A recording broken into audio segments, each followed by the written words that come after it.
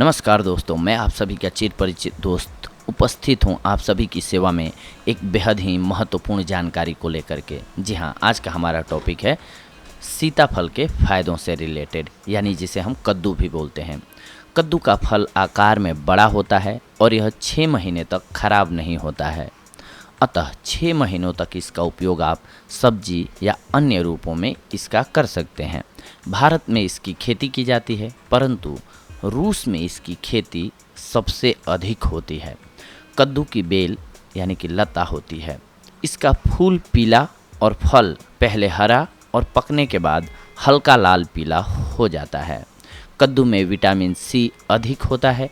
पेशाब में वीर्य आना और मूत्रकृच्छ यानी कि पेशाब करने में कष्ट होना रोग में इसका प्रयोग लाभकारी होता है। यह प्रमेह, पथरी एवं पित्त को खत्म करने वाला होता है।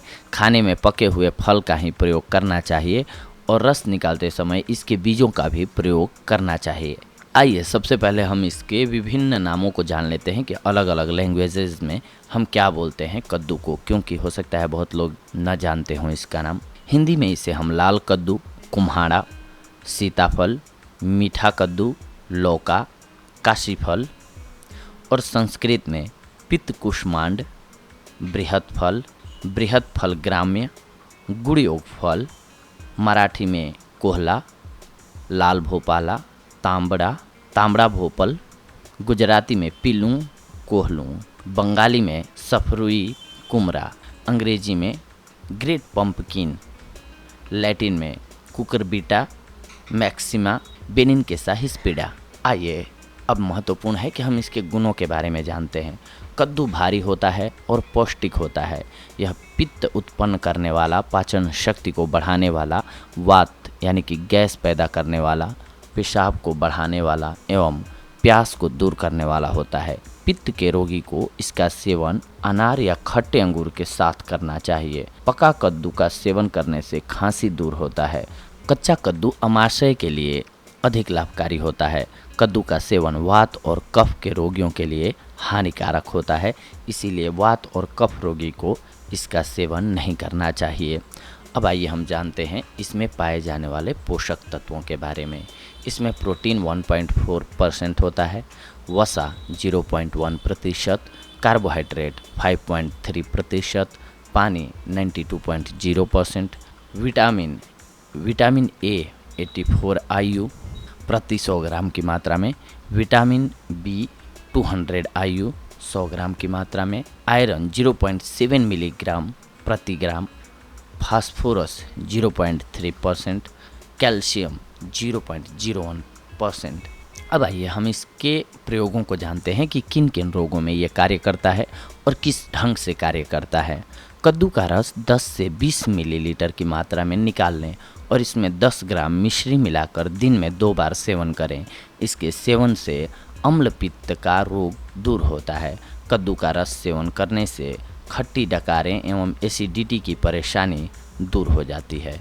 इसके अलावा पौरुष ग्रंथियों के लिए कद्दू के बीजों का रस निकालकर प्रयोग करने से पौरुष ग्रंथि के विकार दूर होते हैं।